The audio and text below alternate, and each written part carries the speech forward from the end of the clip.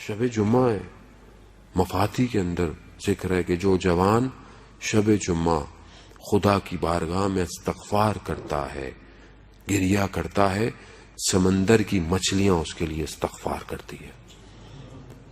جوانوں سے کرو. آپ کی سماعتوں کی نظر آپ علماء کو دیکھیں. علامہ تقی جعفری کی آپ کی صلوات ان کے درجات میں اضافہ فرمائے. اللہم صلی علی محمد وآل محمد. علامہ تقی جعفری کے شرح نہج البلاغہ، مثنوی کی شرح اور کتابیں، وقت نہیں ہے کہ مزید میں اتنی زیادہ کروں. مولا امام رضا علیہ الصلوۃ والسلام کے حرم میں دفن. اللہم صلی علی محمد وآل محمد.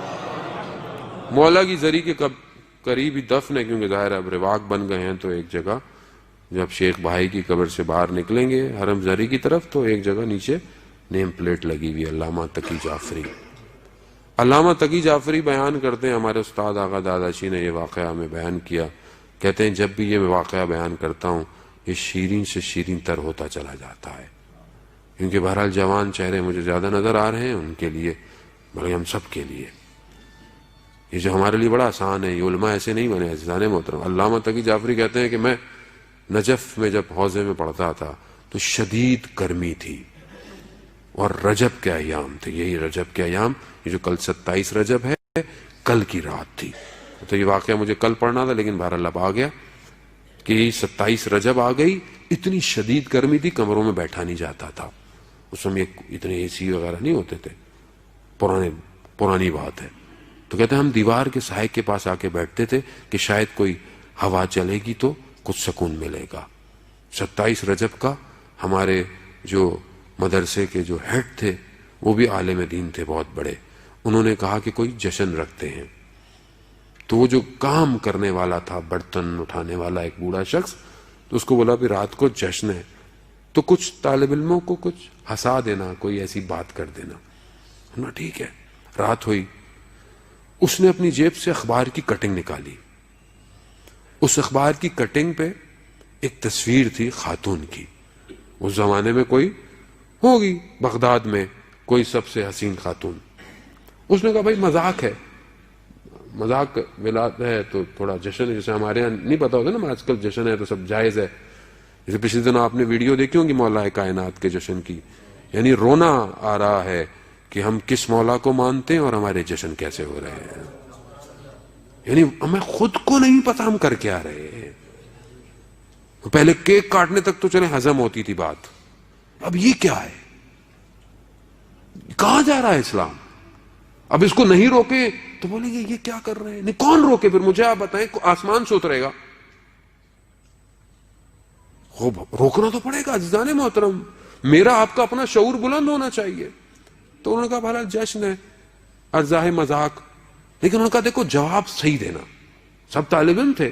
کہا دیکھو جھوٹ نہیں بولنا، مقدس نہیں بننا، جواب صحیح دینا. پوچھئے.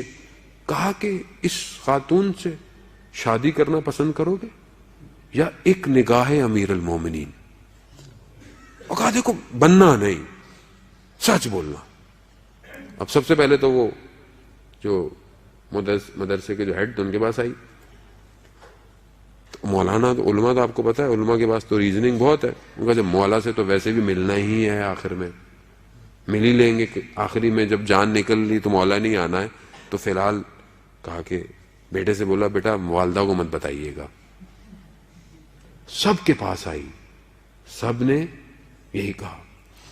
جب علامہ تقی جعفری کے پاس تصویر آئی تو وہ کہتے ہیں واقعاً وہ تصویر ایسی تھی کہ اس میں کوئی شک نہیں تھا.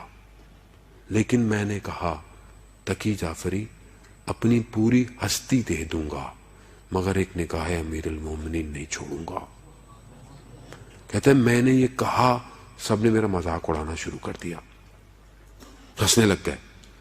کہتے ہیں میری طبیعت خراب ہونا شروع ہوئی. میں اٹھا، میں حجرے میں گیا، کمرے میں چلا گیا. میں جا کے بیٹھا ایک کونے پہ دیوار سے. تو میں نے تھوڑی دیر میں دیکھا کہ کوئی کمرے میں آ رہا ہے. جیسے ہی وہ چہرہ قریب آیا اور جب میری اس چہرے پر نگاہ پڑی تو میں نے اس سے حسین چہرہ اپنی زندگی میں نہیں دیکھا تھا. وہ مکاشفہ کہ امیر المومنین نے اپنا دیدار کرایا. اللہم صلی علی محمد وآل محمد.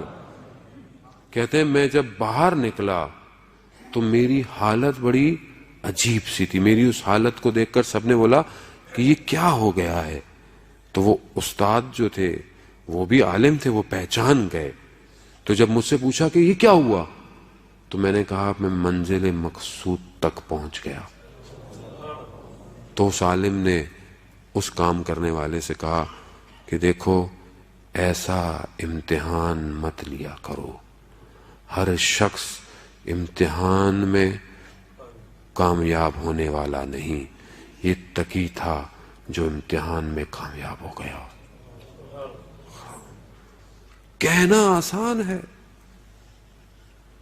سامنے زلیخا ہو اور پھر حضرت یوسف خدا کی بارگاہ میں کہیں پروردگار تیری ہی پناہ چاہتا ہوں, تو 7 دروازے کھل جاتے ہیں.